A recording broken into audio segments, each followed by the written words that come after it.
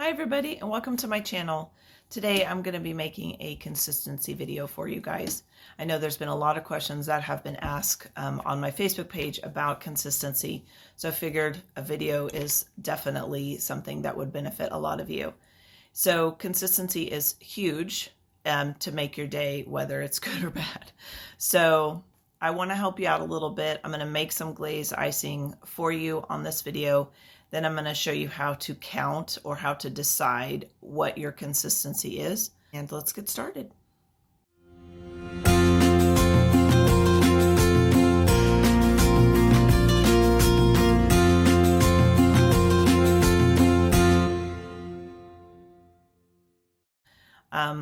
A little tip that I like to kind of tell most of my students is if you're struggling with consistency, my tip would be to do kind of what I'm doing today on the video, to make a small batch of icing or the normal batch. I'm just making my normal recipe. Make a normal batch of icing and take out a quarter cup and put it in different bowls and thin it down or thicken it up to create a lot of different consistencies, a lot of different flood consistencies. And then put each of those in a bag so that you will have all these different bags, and you can label them with a Sharpie, obviously, so you know which ones they are. And that way you can go through and you can practice using those different consistencies to decide which one is your favorite. Consistency is huge, and you have to figure out which one you like the best. I can show you what mine is, but that doesn't work for everybody. That may not be the best one for you. So my suggestion or my tip is to find which one is best for you. And that's the easiest way, is to go ahead and take a batch of icing and then break it down to the different consistencies, pipe those, put those in a bag, and then pipe with them and play with them and find which one you like the best. Which one was the perfect, kind of like Goldilocks and the Three Bears. Which bag of icing was the most perfect for you? So it's definitely a little bit of time consuming, but it really, in the long run, of things, you don't have to do the whole, oh, this is too thick, oh, this is too thin, dump out your bag again and try it again. And maybe you have an order and you're trying to do that, and that's stressful. Try to take some time before that happens and find the right consistency that you really, really like, so that you can use that knowledge to move on and not have to worry every time about consistency. So I hope the video helps you today. If you have any questions, feel free to comment or get a hold of me through Facebook. Here is my glaze icing recipe that I will be using for the video. So I have added all my ingredients to my bowl, and I'm just mixing. I don't normally do this by hand. I'm just doing it by hand for the video today. Normally I make this in my KitchenAid, but I do like to show that you don't necessarily have to have the brand new mixer and all of that to really get your glaze icing going. Obviously making cookies is a little different and making dough is a little different, but to make the glaze icing you don't really have to have any sort of fancy equipment. You just need a bowl, a recipe, and a spatula. So you can see it's coming together. The one thing I do like about the mixer more than the hand is I do feel like the powdered sugar dissolves a little bit more evenly and you don't have these kind of clumps in there. But with the fact that I do let my glaze rest for a day before I ice with it, before I frost cookies with it, I do feel that those clumps all go away. So don't freak out if you're doing this by hand. And I'm trying to see if I can show you guys. I mean, I'm sure you can see it, but you can see that there's like little bitty bumps all in that icing. Those will all dissolve because the powdered sugar will dissolve into the water, into the flavoring that you used, and into the corn syrup. Okay, so I'm going to continue to mix this until I get it pretty smooth, and then we'll get started. Okay, so here is the glaze all mixed. I made sure to get down to the bottom to make sure that there's no more powdered sugar left, and my glaze icing is now ready to be sectioned out into bowls, and we're going to thin it down and thicken it up to help us with some consistency.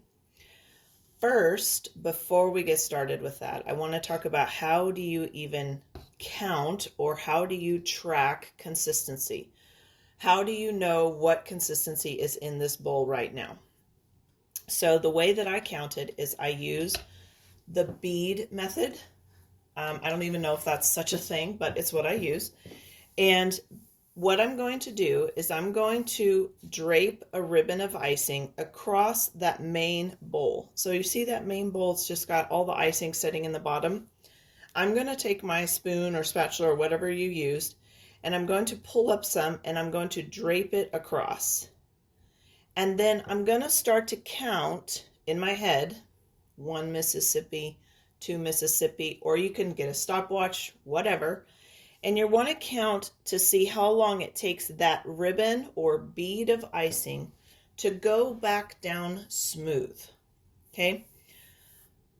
That's how you measure consistency. That's when somebody says, oh, I use a 10-second flood or I use a 12-second flood. They're talking about how long it took that ribbon or bead of icing to go back smooth. Okay? Now,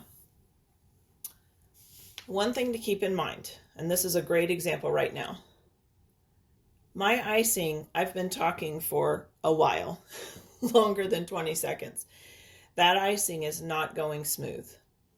If you think about this is what's going to happen on your cookie.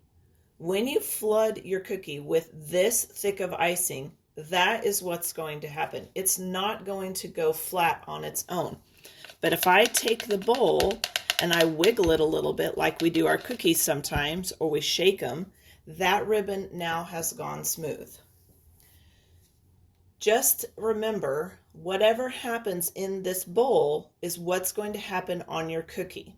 So if your ribbon never disappears and you have to shake the bowl to make it disappear and go smooth, that's what you're going to have to do on every single cookie. You're going to have to flood it and then you're going to have to shake it to make it go smooth. Remember at the beginning when I talked about patience? That's where the patience comes in. If you have the patience to do that every single cookie, then you're good to go with whatever flood this is. Okay? If you're not, that's why or where you come in with learning the different beads so that you know which one works the best for you. I don't like to shake my cookie. I just don't like to do it. So I don't work with a bead that's this thick. Does that make me right and everybody else wrong? No. It's what you work well with. Okay? So we're going to take this, or I'm going to take this. I'm going to take this icing. I'm going to put it into a bowl and I'm going to work down. This icing is obviously incredibly thick. It almost feels like a really sticky, like Elmer's glue, like just super, super sticky. I can't even think of what it feels like. It's very, very sticky and very, very thick. So I'm only going to work with this and move down because it's already thick. So I'm going to start with thick and I'm going to move down to a thinner flood. So 1/4 cup at a time, I'm going to add it to a bowl. I'm going to count it and decide what it is. I have labeled my bags, so they're all ready to go. And I'm going to make those test icing bags so that I can help myself.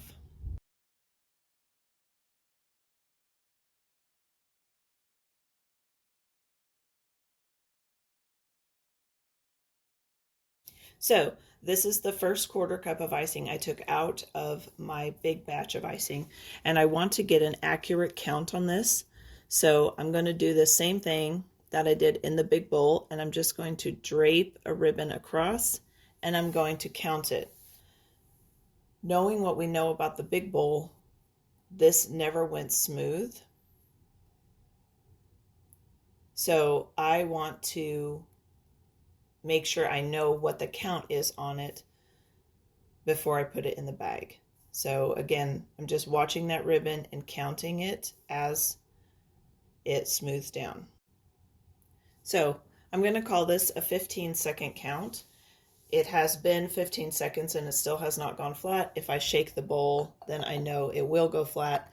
So I'm going to say that this is between a 15 and a 20-second flood. I have labeled my bag and put it into my cup. So see, I have labeled it with 15 seconds on the outside of the bag. And I'm going to just put that into here. And then I'm going to move on to the next one. Okay, so I've added my second quarter cup. We did the first one, which was 15 seconds. That was the thickest that I had it. So I started with that one. Now I need to thin it down just a little bit because I want to try to make a 12-second flood. That would be the next kind of step down. You don't need to do every single second. So you don't need to do a 15-second flood bag and a 14-second and a 13-second. It doesn't make sense to go down that small of an increment. But I do tend to go down like 15, 12, 10, 8, and you could even do 6. For me, 6 is way too thin, but try it. It might work for you. So with already having made the 15-second bag, I'm going to go ahead and start to make the 12-second. So to get this 15-second, because this is what the main bowl is, I'm going to add some water. And I just used a squirt bottle. I have this squirt bottle with me all the time in my kitchen. And I'm just going to squirt some in there, and then I'm going to mix it in. And remember, you have to start really small with water. Water is really hard to add small unless you're using a squirt bottle. So I'm going to add water to my bowl and keep mixing it until I feel like I have a 12-second.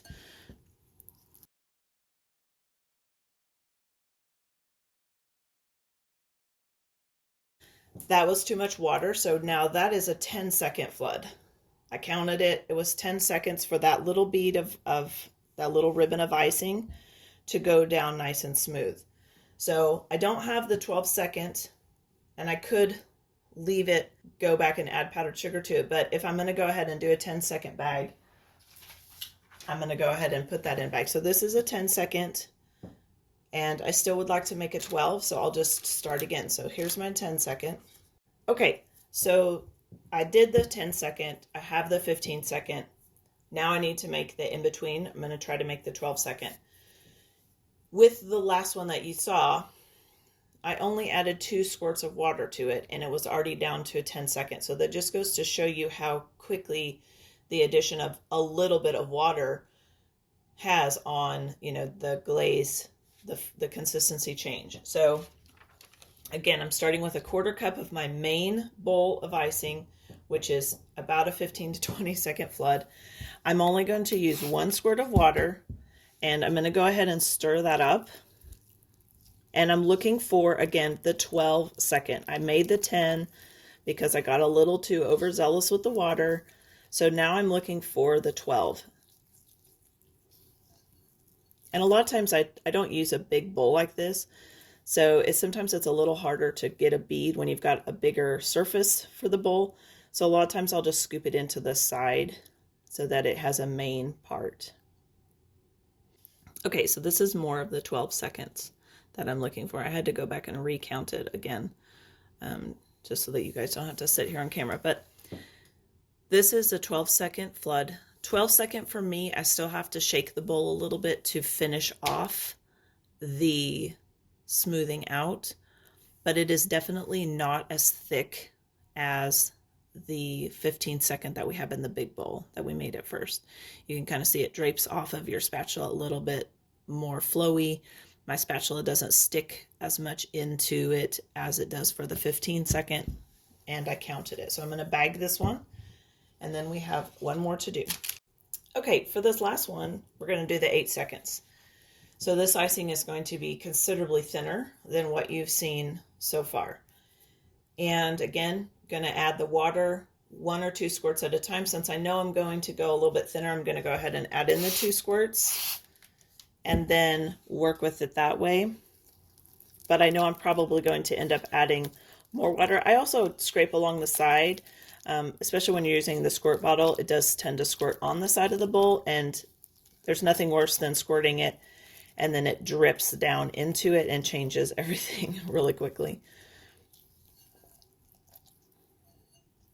So I'm just going to stir this all in. Don't worry about over mixing your icing. You really can't over mix glaze in the sense of ruining it. You just over mix it and add more bubbles. So there's really no over mixing per se. So this is probably a 10-second bead.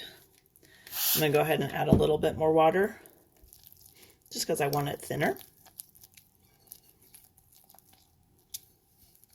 Okay, so again, with this bigger surface area bowl, I'm going to scoot it down to the side here, and then I'm going to count.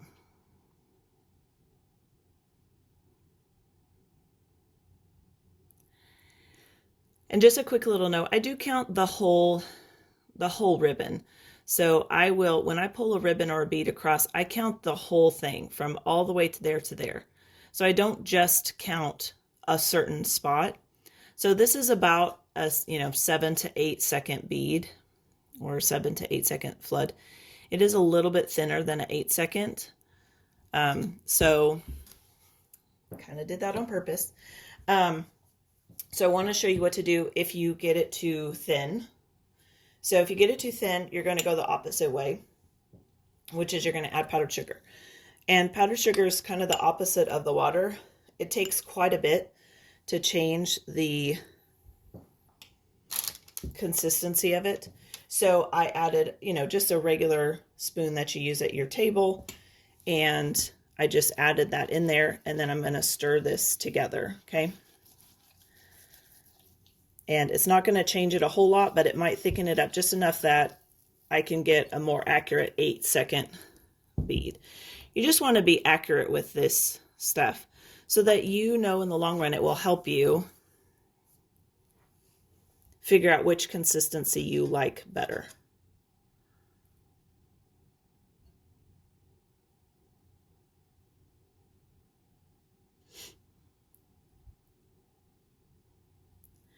So that's a little bit closer to an 8 second flood. Okay. So, before I bag it, let's talk real quick about the adding of the water and the powdered sugar. Definitely working with water and powdered sugar to thin it or thicken it works fine. And that's what you're supposed to do. But if you go and work with it too many times that way, it tends to start to mess with the actual chemical makeup of the icing, and you tend to have a little bit more problems start to happen. So it's okay if you do like I just did, add a little bit of water, then you have to add a little bit more powdered sugar, maybe you have to add a little bit more water. But once you start to get into the game of lots of water, lots of powdered sugar, lots of water, lots of powdered sugar, you're going to mess up the chemical, the makeup of the icing, and it's not going to harden on your cookie, or it's going to change if it ever dries. So just know that if you do that too many times, and I can't tell you the number, I can't say, if you do 3 waters and 3 powdered sugars, you need to stop. Just know that the more you play with it, the more you mess with it and add in different amounts, you're going to mess up the chemical makeup of it, and it's not going to do what it was originally designed to do.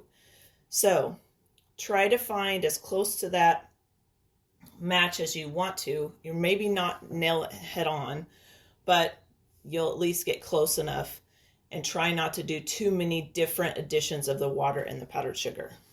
So I'm going to go ahead and bag that 8 second just so that you can kind of see what happens.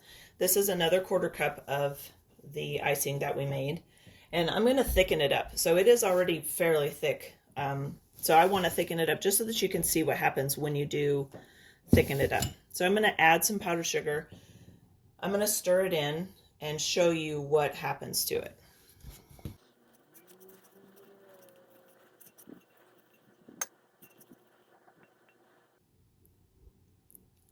So as you can see, I put some powdered sugar with it to thicken it up, to show you guys what happens. So this was a 15-second flood. I've put about a tablespoon of powdered sugar in there and have thickened it up. This, as you can see, is very, very thick. It will go smooth, but it takes a really long time And it takes a lot of convincing by shaking the bowl. I don't ever use icing like this. Some people like to use that icing to write with.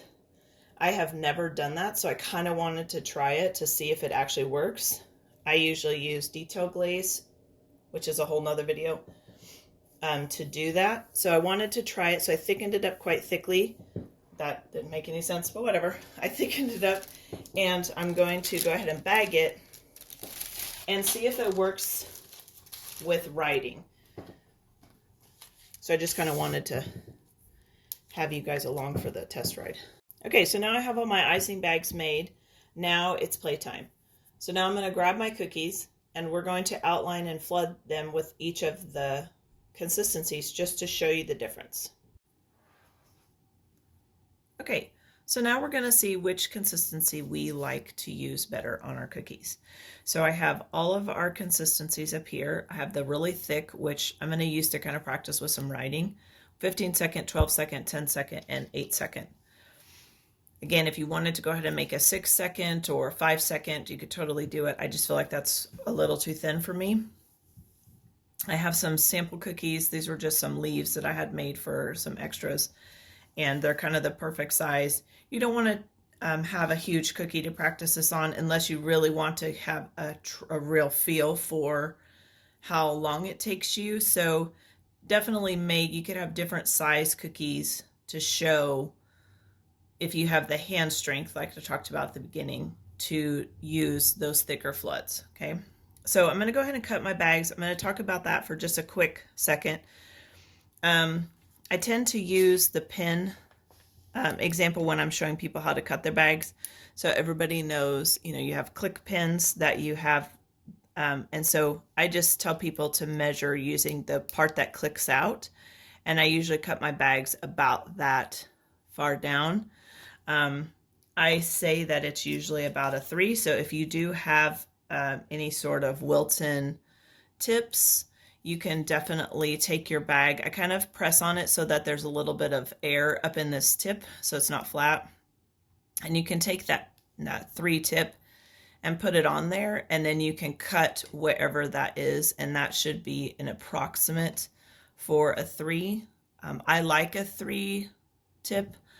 Again, this is all your preference. If you start to work with the 3 and it's too big, then move down to a 2 or cut it a little bit less the next time, okay? So I'm going to go ahead and cut all my bags.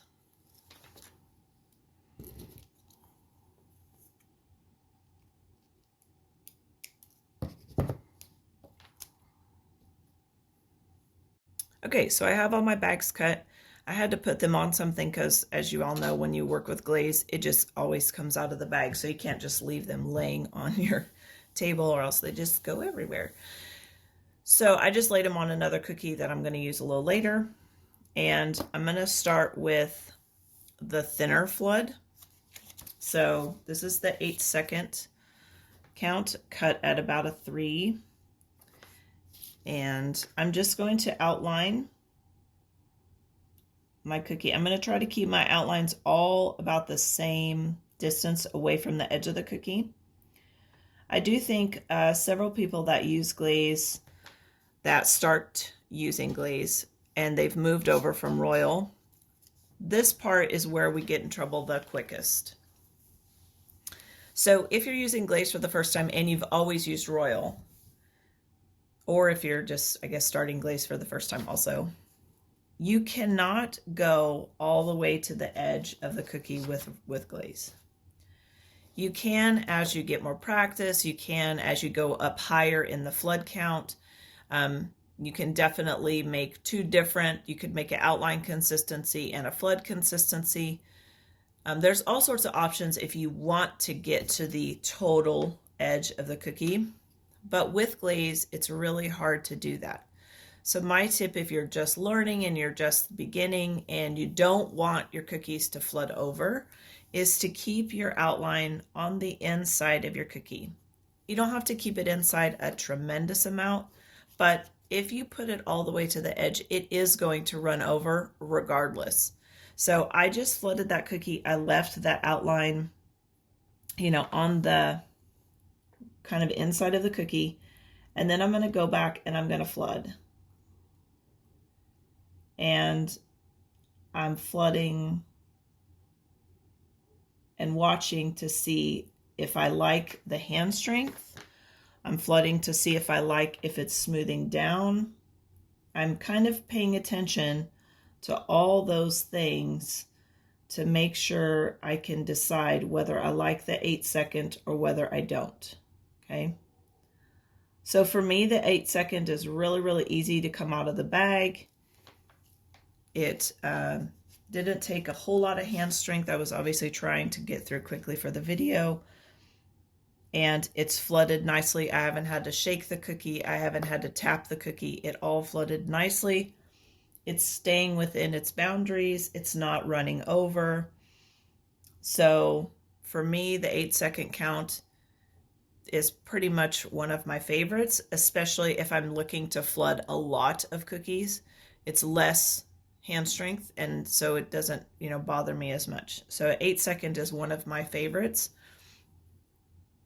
8-second is what I use if I have a big order and I do go ahead and make a bag of thicker outline consistency. 8-second is what I will use for the flood, and because I can make big bags of it and just go in real quick and do it. So that's just a little bit of information about the 8-second. So this is our 8-second leaf. I'm going to put it off to the side, and I'm going to go ahead and start on my next one, which is the 10-second flood. Okay, so the 10-second, same thing. It's cut at a 3. I'm going to outline it, same thing that I said before, trying to stay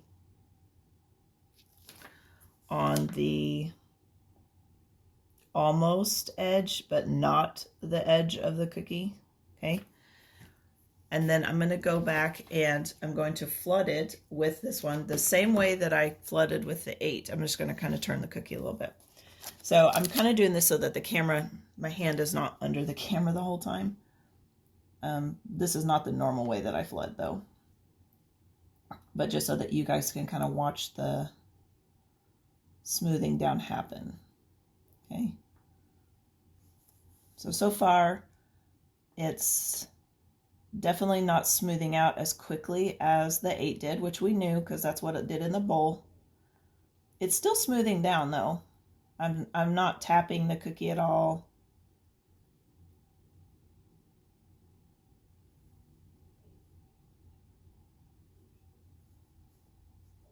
Okay, so didn't have to tap it.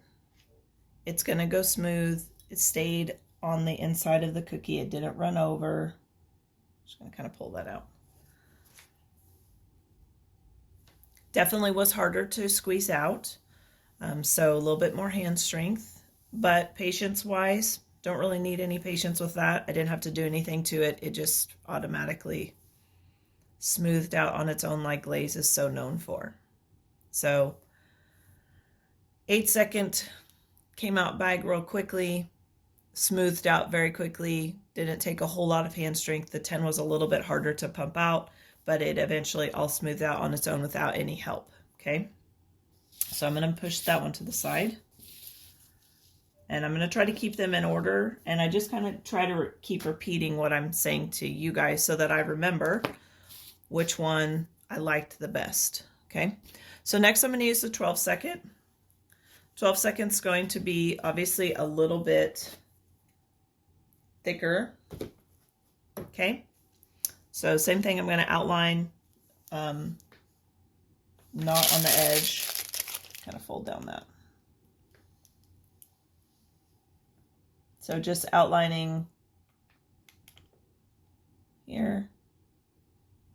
Okay, and then I'm going to go in and flood this one. Same thing, I'm flooding kind of different than I normally do, just so that you guys can see me do it. So it takes me just a little while to.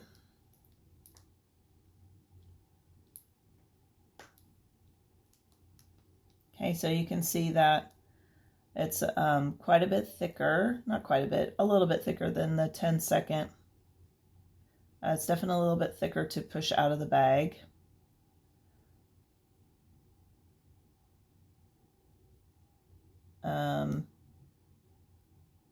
It doesn't smooth out as quickly as the 10, which is what we should expect. I have to have a little bit more patience with it because it is a little bit harder to push out. So I'm noticing my hand is, you know, getting a little tired. You'll probably see me shake a little bit.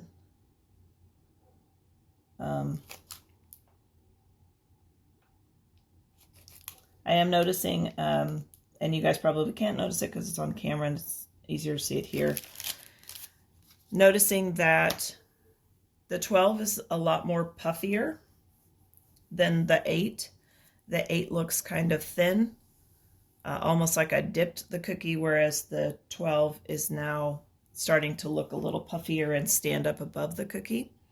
You can see I did that on purpose so that you could see that it will go smooth eventually, but I am going to help it a little bit. I'm going to have to tap it. I'm going to have to shake it. I'm going to have to do something to get that to go down smooth with the 12-second, okay? And if you have little points like that, you can just kind of tap them and they'll go down. So it eventually all went straight or smooth, but I am noticing it is puffier than the 8 count. So I do like that look. We all want puffy looking cookies. So I do like the puff of it happening. Okay, the last one I'm going to do is the 15-second. And same thing, I'm going to outline it, staying on the inside edge of that cookie. Okay. Stayed on the inside edge. I can already tell it's obviously thicker. It's going to be the thickest one that we've done so far. My bag is a little crooked. So now I'm going to go ahead and flood this in. This is going to take a little while. So, but I'm going to try to do it the same that I did with the other ones. And it really doesn't matter, you know, how you flood. It wouldn't matter if I was going concentrically. It wouldn't smooth out any faster. Okay. So you can see on this one, it's definitely not smoothing out at all. Which, if you're using glaze for the first time, might make you a little nervous. But that's okay. It's not like it's not going to go smooth. You're just going to have to give it a little bit of convincing to go smooth.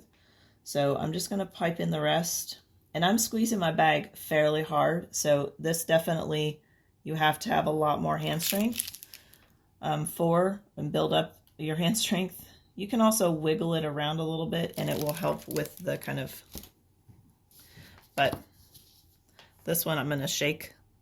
Be careful, don't shake your cookie off of your fingers or into the wall. That may or may not have happened to me before. So I'm just going to take these little points that are up from where I did the bag, and maybe these little places where you have like a little dent, and we're going to smooth it out.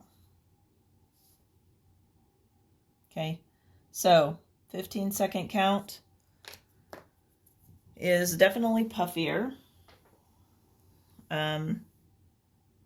Definitely took more patience, definitely took more hand strength. So with that being said, let's talk about why we would go with these different counts, okay? So we have the 15, the 12, no, 10, and then the 8, okay? So we have all those different. Now on camera, it probably doesn't look a lot different. So taking that into account, I can see here that I feel like the 15-second and the 12-second look much puffier on the cookie, and they don't look so flat. So that would be one benefit to doing the thicker glaze than opposed to, let's say, the thinner one. However, the thicker glaze was harder to pipe out, and to pipe out 2 dozen, 3 dozen, even a dozen cookies using that thickness of a flood, your hand is going to take some time to build up endurance to do that. The thicker flood is staying very much exactly where I put it. So it's staying very much on the, inside edge of the cookie. The thinner ones are as well.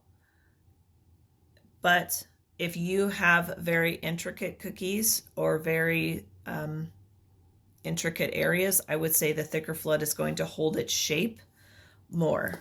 So see at this point, I actually had my bag come to a point here. And so it has held its shape, whereas up here it got very rounded and I had to use my scribe to pull it out to make that point. So thicker floods work really well with outlining maybe those, like the plaque, outlining really pretty plaques that have a lot of curves and points and things like that, squares, triangles, where you want things to come to a point. A thicker flood might be better for the outlining aspect of it. Thinner, obviously it's less hand strength. It smooths out much quicker, so your patience level doesn't have to be so high, except for the fact that you have to make sure that you keep your outline on the inside of your cookie. Okay, so those are the 4 different consistencies that I tend to, kind of work with. And hopefully that will help you decide which one is your favorite. Again, this is something that you, the cookier, need to do on your own to decide which one you like better and to decide where in your cookie life and in your cookie decorating would you use them. Like I said, the example I gave is a lot of times if I'm flooding plaques or something that needs to be very specifically outlined, I will use a thicker flood, and then I will go back in and flood it with a thinner flood. Does that mean I make 2 different consistencies every single time? No. I just know that sometimes certain plaques, certain shapes that I have need to be the exact shape. There needs to be a total almost perfection to it, and the thicker flood helps me achieve that. The thinner flood obviously helps me flood quicker without hurting my hand. You could for sure flood with the thicker. You saw me do it on the one. It just takes a little bit more time. Another option would be if you're going to go with a thicker flood and you don't want to make 2 consistencies, you could always outline all of your cookies that you were going to do with that color. And then you could outline them all with basically the 3 tip that we cut. And then you could cut your bag a little bit more and have the icing come out a little bit faster with a bigger hole. Don't go too overboard. Don't go from a 3-hole outlining to a 7-hole for flooding. It might hold it in, but it also might not. So I'm talking cut off just a little bit and move up a little bit with your hole size to help you flood without having to, kill your hand to do it. Okay. Okay. Using the thicker glaze that I thickened up at the other video, so it would be more like a 20, maybe even like a 25-second flood. That's what I'm going to use to write on these cookies. I just wanted to kind of see. Now this cookie is an old cookie. It's dry. It's the only one I had available to write on for right now. So I want to write the word love. I like writing the word love or baby to practice because love has quite a few letters that when you write them in cursive, they have the opportunity to kind of smash together. So if I were to take my 8-second flood, and if I were to write the word love on here, it's not going to stay very separated. Okay. So if I give it a second, it's going to kind of run together in certain areas. You can already see the O is going to run together. The E is running together. The L is starting to come together here. The V is kind of losing its shape. It just doesn't look as crisp as writing normally does. Okay. So that's the one, kind of drawback to glaze is that you can't really write words using those thinner consistencies. So that would be the 8 consistency, and I'm just going to scrape it off. Basically going to scrape off all of them so that we can use this one cookie. Okay, so if I write the word love using the 15-second, it's going to act a little differently, okay, than that 8-second did.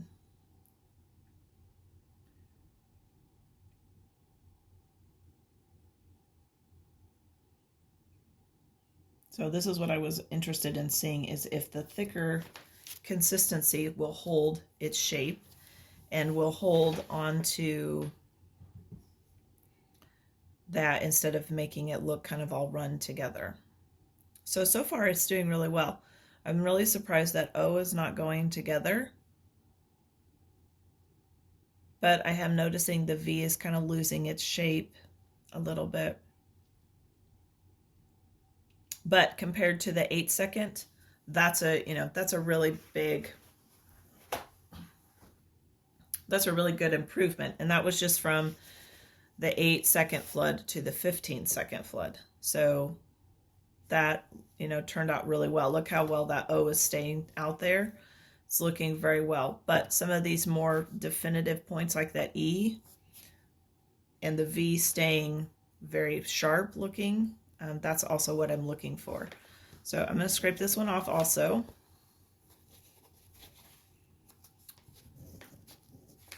And now I'm going to use that really thicker flood that I made. So again, the more like basically 20-second flood.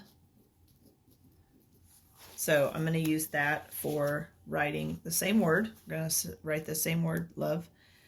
And I just want to see what the difference is. Now, like we've talked about before in the videos, hand strength is a big one. This takes tremendous hand strength, and you have to be really careful not to pop your bag. So there's only so much these bags can take. You also have to have some patience. You cannot go fast when you're using these really thick icings. You have to go pretty slow in order for it to fall out of the bag the way that you want it to. And I didn't make that E very sharp, so it probably won't be sharp.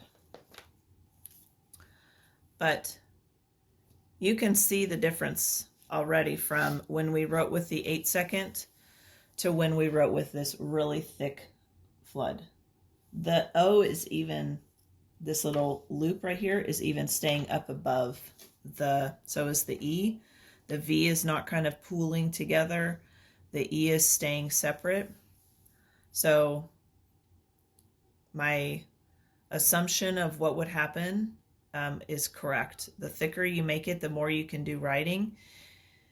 And at this point, this is a great thing because now I know that I don't necessarily have to make detail glaze. I don't have to go back up and add butter and make sure I have butter sitting out, or make sure I have Crisco or high ratio shortening. I can just thicken my icing up a little bit. On the same note, or with that same thing being said, that was really hard to pipe out. So I almost makes me nervous. If I had a lot to do, the thicker icing would definitely hurt my hand a little bit more, and I have the possibility of popping the bag. Whereas with detail glaze, it's not that hard to pipe out.